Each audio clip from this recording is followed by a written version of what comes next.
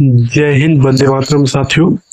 आज का जो क्लास है वन लाइनर जीके क्वेश्चन का है। ठीक है, वन लाइनर जीके क्वेश्चन का।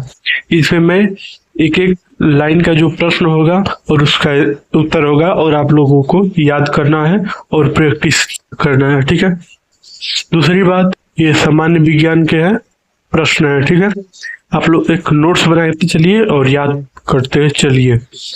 तो पहला प्रश्न है कि विद्युत बल्ब का फिलामेंट किसका होता है या क्या होता है? तो वह टंगस्टन का होता है। क्वेश्चन नंबर दूसरा है किलोवाट घंटा मात्रक है, किस चीज का मात्रक है? तो ऊर्जा का मात्रक है। क्वेश्चन नंबर 3 है कौन रंग है जिसके खतरे का सिग्नल में उपयोग होता है? तो लाल रंग है। प्रश्न थोड़ा गलती हो गया है, ऐसे रहेगा कि वो कौन सा रंग है जिसका प्रयोग सिग्नल में खतरे के लिए होता है? तो लाल रंग है। क्वेश्चन नंबर चौथा है सिनेमा के पर्दे पर किस प्रकार का प्रतिबिंब बनता है? तो वास्तविक प्रतिबिंब बनता है। क्वेश्चन नंबर 5वां देखिए। क्वेश्चन नंबर 5 है कि सामान्य मानव नेत्र का दूर बिंदु क्या होता है? तो वह अनंत होता है या अनंत पर होता है। क्वेश्चन नंबर 6 है पानी में डाली हुई छड़ी टेढ़ी दिखती है, इसका कारण क्या है? तो भाई अपवर्तन है। ये प्रकाश के चैप्टर में आप लोगों ने पढ़ा होगा। क्वेश्चन नंबर 7 है कि पानी से भरी बाल्टी की गहराई कम दिखती है, इसका कारण क्या है? तो अपवर्तन है। लेंस की क्षमता का ऐसा ही मात्रक क्या होता है? तो डायोप्टर होता है। और क्वेश्चन नंबर 9 है कि उत्तल लेंस की क्षमता जो होती है क्या होती है? तो धनात्मक होती है। क्वेश्चन नंबर 10 है कि कौन सा पदार्थ जो होता है लेंस के लिए प्रयुक्त नहीं किया जाता है? तो मिट्टी। क्वेश्चन नंबर 11 है कि समतल दर्पण के द्वारा बना प्रतिबिंब क्या होता है? तो समतल दर्पण के द्वारा बना प्रतिबिंब काल्पनिक प्रतिबिंब होता है। क्वेश्चन नंबर 12 है यदि दर्पण में बना प्रतिबिंब हमेशा सीधा आकार में वस्तु के बराबर है तो दर्पण क्या होगा? तो समतल होगा। ठीक है। क्वेश्चन नंबर 13 है सूर्योदय और सूर्यास्त के समय सूर्य गोल दिखता है किस प्रकार का? तो चपटा दिखता है। क्वेश्चन नंबर 14 है आंख में प्रवेश करने वाले प्रकाश की मात्रा को नियंत्रित करता है? तो परितारिका नियंत्रित करता है। क्वेश्चन नंबर 15 है समतल दर्पण द्वारा बना प्रतिबिंब सदा सीधा और आभासी होता है। ठीक है। क्वेश्चन नंबर 16 है कि प्रकाश के परावर्तन के नियम अनुसार आपतन कोण और परावर्तन कोण क्या होंगे? बराबर होंगे। यहाँ पे थोड़ा सा मैं नोट्स बना दूं।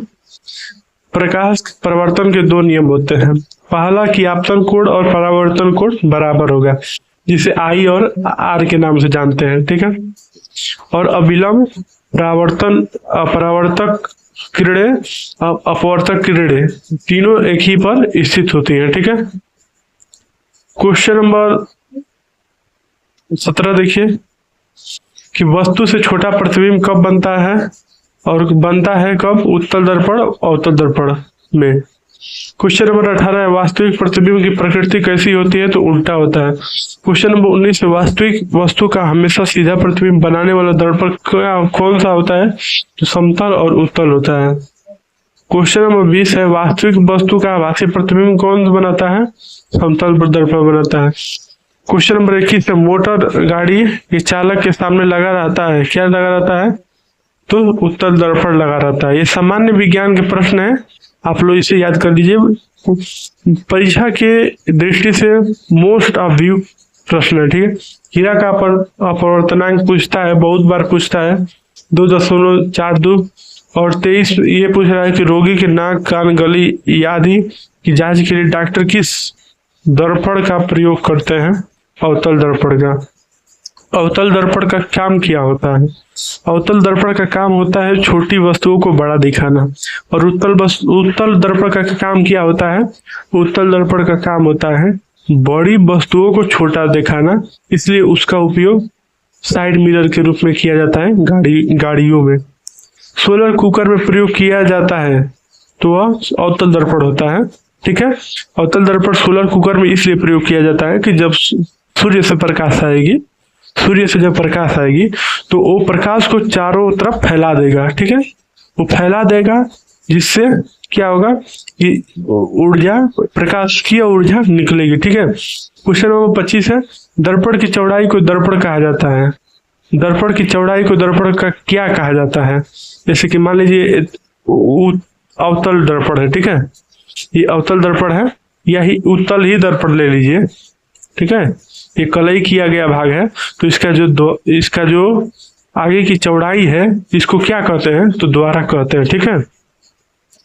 क्वेश्चन नंबर 26 है, समतल दर्पण के द्वारा बना प्रतिबिंब हमेशा काल्पनिक होता है। टार्च से किस प्रकार की प्रकाश पुंजें प्राप्त होती है? तो संश्रित प्रकाश पुंजें प्राप्त होती है। क्वेश्चन नंबर 28 है, सामान्य नेत्र की रेटिना बनने वाला प्रतिबिंब कैसा बनता है? तो वास्तविक और उल्टा बनता है। क्वेश्चन नंबर 29 देखिए, नेत्र लेंस में समायोजन की क्रिया क्या होती है? तो सीलियरी पेशियों द्वारा। क्वेश्चन नंबर 30 है, किसी नेत्र का निकट बिंदु क्या होता है? तो 25 सेंटीमीटर। क्वेश्चन नंबर 31 है, आंख की पुतली किस प्रकार कार्य करती है? तो परिवर्ती द्वारा की भांति के द्वारा कार्य करती है। आशा करता हूँ वीडियो पसंद आया होगा। तब तक के लिए मिलते हैं अगले वीडियो में। जय हिंद, जय भारत, भारत माता की जय।